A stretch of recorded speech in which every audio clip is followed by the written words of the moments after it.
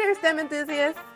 Welcome back to Cameron's Lab, Dive In, the go-to podcast for STEM students, crafted with passion by one of your own. I'm Cameron, your enthusiastic and ever-curious host. Buckle up for today's insightful episode. Ready to dive in? Hi everyone, hope you're doing well. So today I'm here with Balvinder. She's one of my course mates here at Queen Mary. She's currently studying biomedical engineering with me, and she will be telling a little bit more about herself and where she wants to go. But just so you know, she's originally from Malaysia, and now she's here studying at Queen Mary with plans to go far. So let's see how this goes. Hi Val, how are you? Hi Cameron. Well, it's very nice. Thank you for having me on your amazing podcast. I know, I'm so excited. So I guess just to get started, if you could tell us a little bit about yourself. So how did you get started in biomed? Was it originally your first choice? Was there something else? And yeah, let's go from there. Right. Well, that's actually a pretty long story. So at first, I originally thought I wanted to do medicine, but I was more in love with the science part of medicine rather than the more people part. Not that I hate people, I love people. It's just I like science more. And there were certain instances in my high school life, in my college life, where I would participate in engineering competitions, but that never really rang any bells for anyone that I was destined for engineering. Up until after finishing off my A-levels, during the 3 months while waiting for my results, I watched a video of someone doing a tracheotomy. I think that's what it's called. And I realized that I can't do that. I can't cut someone open. And then that's when I decided that medicine is not for me. And at the time, thankfully, I had also kind of discovered a little bit more of my passion with electrical engineering and had applied for some courses for electrical engineering with biomedical sciences. Fortunately, I rejected those and decided to come to Queen Mary instead and do like a combination course, which is my course now, biomedical engineering. Yay, we're so glad you came. Okay, so can you tell us a little bit more about, I guess, those extracurriculars? Like, was there a reason that you, I guess, fell in love more with the engineering and science side of it rather than the medicine? I know you did just explain a little bit more, but if you could say like what really, I guess, drew you to engineering? Was there something specific? I love making stuff. That's it. That's the foundational basis of all of this. I love getting my hands dirty and making things. For the extracurriculars that I had joined back in high school, those were like solar cooking competitions where I would need to make a solar cooker from scratch and use very simple like heat physics to understand how to conserve heat within the solar cooker to boil water. And another one, which is quite my favorite actually, is building a biomass battery. Wow. Yeah. So that involved quite a bit of chemistry, and at the time I had gone for extra classes for chemistry because I did not like my chemistry teacher in school, so I did not pay attention at all. So during those extra classes, I would stay back and I would ask my teacher more questions about chemistry and how I could make a biomass battery. And I was really proud because our battery reached the highest voltage amongst everyone. We reached 7.2 volts. It happened like a good 5 years ago, and I still remember the voltage I reached. Yeah, that was one of my favorite things as well. And there was another one about airflow physics and how we could reduce the temperature of our canteen. And we managed to like get third place nationally for that. Yeah, so I think the fact that I really like doing things, I really like understanding conceptual physics and implementing them and also being good at it, really, it was just a really good combination, and it really gave me more passion for engineering. I love that. I think that whenever you're doing something, you have a passion for it, but you're also good at it. That's definitely a really good catalyst for you to keep going with it. Yeah. That's lovely.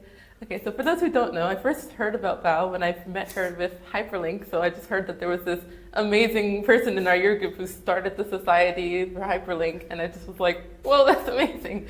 So if you could tell us a little bit about your journey to start Hyperlink. Was it you originally that started it, or was it something that you found beforehand and wanted to bring it to Queen Mary? So if you could tell us a bit about that, and also explain what Hyperlink is. Yeah. So, well, actually, I did not start Hyperlink. The person who started Hyperlink is Martin. And I mean, he's graduated now. I initially found out about Hyperlink through a WhatsApp message in a group chat, and they had kind of advertised that there was an available spot in their biomedical research team. And at the time, I knew I wanted to go into engineering research, so I thought this was a really good opportunity for me. And I remember messaging their secretary and asked if, since I was just a first year, I didn't have the like accurate skills to be a researcher, but she was like, go for it. And so I did. And then the rest was history. From being a biomedical research team member, I became head of biomedical research, and now I lead the team to 3 international competitions. Just for context, since no one knows what it is, but Hyperlink is basically London's first engineering team building a Hyperloop pod, an operational Hyperloop pod. So what the Hyperloop is that it's considered like an upgrade of the maglev trains in Japan. It's considered to be the 5th mode of transportation. Wow. So it goes about, if I'm not mistaken, 1,016 miles per hour. So it goes really fast. That's very fast. It is very fast, and with that speed, it is very dangerous for people inside the pod. So we are actually one of the only teams that look into the biomedical effects of the 5th mode of this new mode of transportation. Very exciting. Yeah. Especially the biomed park. I feel like very much all the time when you have such amazing technology, you're thinking, how can I make it better? How can I make it stronger, faster? Yeah. But not, oh, there's people in there. It's not to take care of them as well. So I love that you guys are doing that as well. If we could talk a little bit about the different competitions and things that Hyperlink has gone to. So how did you go from, I guess, being a Queen Mary Society to then going into competitions? How did you scale up to that level? Well, it involved a lot of looking at other teams. So I spent a good portion of my time looking at other teams and what they have done and where they're going, or what sort of partners that they have, how they run their team. I'm always looking for new ways to optimize my team and try to, I see potential in my team and I really want to milk that. So I spend a lot of my time just trying to make it better. So initially we had already competed in the European Hyperloop Week. So that is one of the biggest competition for Hyperloop in the world right now. And then we found out about the Canadian Hyperloop Conference, which is a much more smaller scale competition. And they had reached out to us and they're like, hey, we really want you guys to be here. And if I'm not mistaken, 2 years ago, we were the first European team to be there, the first and only European team to be there, and we had won quite a few awards for our systems. And recently, because of the connections I had made at AHW and the Canadian one, we are being invited to another Hyperloop competition in Chennai. Woo! Exciting! Congratulations! I like that you mentioned your own personal connections as well were really helpful for Hyperlink. Could you talk a little bit about how you, advice for networking for students that maybe aren't too sure about it or get a little bit nervous? Do you ever feel nervous when you're networking? How do you get past that? Quite frank, I do get nervous. I get very nervous, especially when I'm speaking to people in power or people who have done so much more than me in life. One way I get past that is with the thought that they were in the same situation as me before. They have been in my position, and I think I would like to believe that they would be more empathetic. And I feel like when someone sees another person who is as passionate, as motivated to kind of upskill themselves or upskill anything really, then they are more inclined to help you. Very exciting. Really good advice. I like this idea of when you're doing such amazing things, you want to be able to give back to the people that maybe are where you were before. It's like the younger version of yourself, I guess you can really say. Yeah. Is there anything that you've been doing now that I guess you could say that you're working to upskill yourself? So are you involved in anything else? I have heard about the ARQ, so if you wouldn't mind trying to segue into that. Okay. If you could talk about that a little bit as well. Yep, so as a workaholic, I am also a research assistant for this PhD student, Sarah, in the Advanced Robotics Centre in Queen Mary. So what I'm working on is this gesture project where as of now, what I'm doing is that I'm creating a machine learning network that helps classify different sort of hand gestures. So there's a grip, there's a wave, all sorts of that, which will then be translated to a bionic hand. I also do a lot of literature reviews, so my head is filled with all these machine learning algorithms.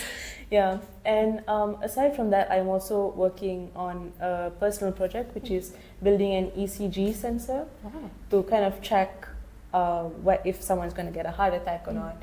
And funnily enough, my sample size or my testing people are my parents. So when I go back home to Malaysia next year, whatever I build, I'm going to test it out on them and see if it works. I mean, family are the best test subjects. Sorry, Mom. She knows already. Yeah. I love that. Could you talk a little bit about, I guess, when you get started with all of this research? Because I feel like when you first come to university, you think to yourself, oh, I have to wait till I get to third year and second year when I actually have the skills. But you mentioned that you already started with Hyperlink back in year one, despite having those feelings of maybe I shouldn't because I don't have the skills. Like, how would you, I guess, give advice to get past that feeling of, I guess, imposter syndrome? Just like, I feel like I don't have the skills, I shouldn't even try. Like, how do you get past that? See, that imposter syndrome has been something I actually have been struggling with for the past 2 years. I only overcame it this year. And honestly, it's not that big of a deal. We tend to make things so much more bigger in our heads. True. And at the end of the day, my advice is to not be afraid. Take that leap of faith and just do it. Even if you fail, it's fine. Failure is a learning opportunity. You'll learn something if you don't get into a specific society, or if you don't get into the job that you want. You will learn something from it and you'll do better next time. There are so many tries that you can make, and at one point you will actually succeed.